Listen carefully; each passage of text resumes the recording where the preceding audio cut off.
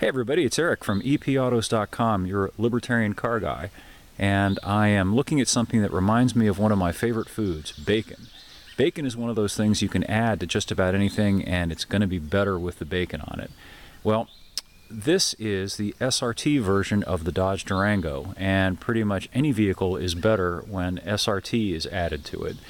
In this case, what's added to it is the 6.4 liter version of the Hemi V8, amped up to 475 horsepower. Yeah, buddy.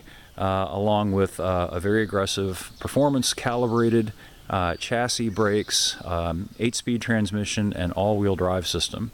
This thing rocks and rules for a variety of reasons. First, there's nothing else like it. It's just ballsy as hell, which is in keeping with Chrysler's pattern, both historically and recently. They continue to make the kinds of vehicles that American car companies used to routinely make, but which almost none of them make anymore. Big, honking, no apologies, politically incorrect, wonderful V8 powered vehicles. This being a fantastic example of that type of vehicle. There is no other mid-sized SUV out there that is comparable to this thing. So it's kind of unique, and if you're in the market for something like that, this is the one you're going to want to look at.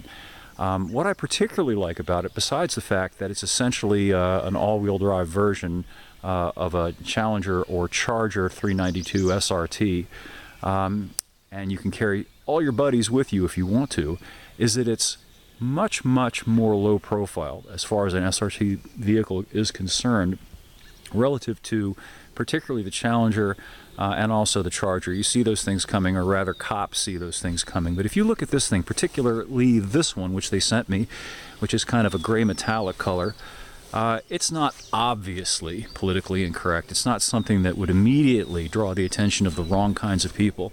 If you look at it closely, you'll obviously notice a few things, and people who are motorheads will immediately pick up on the SRT badge.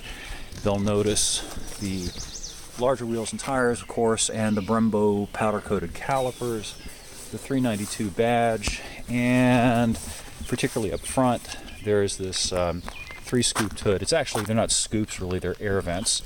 If you look down in there, they're just air bleeds. They're designed to relieve pressure under the hood, cool the engine and such. There isn't really a cold air intake on this thing. But let me show you the thing that matters the most. Bear with me, because I don't have a clone or an intern, which I really could use to do these videos, but I'm stuck here without that, so you're going to have to just put up with that. Okay, there's the thing of beauty. Isn't it magnificent? No turbos, just 8 big pistons going up and down. It's something that millennials and the younger kids out there won't have a whole lot of appreciation for, because they probably never had the opportunity to savor something like this.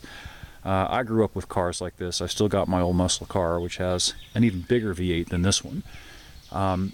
But it's just wonderful. The sound, the thrust, just the brutish nature of the thing. And some cool things particularly about this. It's going to probably be hard to see, but one thing that I think Chrysler does that's very, very cool, you can see that the engine block is actually painted Hemi orange. Almost nobody does that anymore. Most engines now are aluminum and they're just left raw. Back in the day, and I may be sounding like a geezer here, but back in the day, various manufacturers would paint their engines, especially their performance V8 engines, various different colors. Pontiac, for example, had some cool blue colors. Chevy had orange and orange red. There were golds, there were all kinds of different colors, and it was just part of the coolness of having a special car with a cool V8 under the hood. I want you to hear this thing. It makes the sound that makes the entire Persian Gulf stand up and cheer, which is probably, unfortunately, why it won't be around for too much longer. But anyway, have a listen. Blah, blah, blah, blah, blah, blah, blah, blah, blah, blah.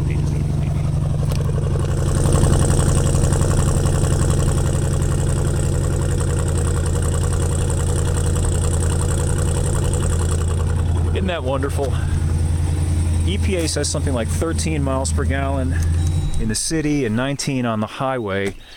And to qualify, explain, let you know why that's an issue and why this thing probably won't last for much longer, because of Uncle, who is relentless and is pushing down our throats of fuel-efficient vehicles as if it's any of the government's business how much fuel our vehicles burn. I have yet to have anybody explain to me why that's any of the government's business. The geeks out there can maybe make some kind of an argument for safety,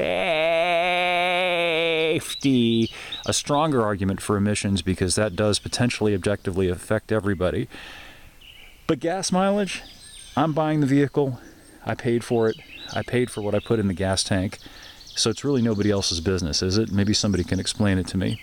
All right, well, the stuff that you'll want to know about this thing, in brief, aside from the 475 horsepower, 6.4 liter Hemi V8, it gets to 60 in just over 4 seconds, which is just magnificent when you think about the fact that this is a big SUV and a 3-row SUV, and potentially you could take 7 people along in this thing on your trip to 60 in a little over 4 seconds. Having driven it for a couple of days, the all-wheel drive is calibrated such that it does allow a little bit of wheel slip, so you can get it a little squirrely and squeal the tires a little bit, which is extremely cool. Now, I personally wish they would make this thing in a rear-wheel drive only variant, just so I could smoke the tires and get it sideways more easily. But in terms of traction, in terms of getting it going, all-wheel drive is probably the way to go. It's got all the other cool stuff too that comes with other SRT tweaked vehicles like the Challenger and the Charger, including the performance apps, which have everything conceivable under the sun in it, including instant horsepower torque, lateral G-forces, launch control, your ability to time your laps, time your quarter mile, time just about anything, and keep track of almost anything. Not just the usual TAC, oil pressure, water temperature. You can monitor the inlet air temperature, a variety of other different things. Anyway, I will have more of this up at epautos.com shortly.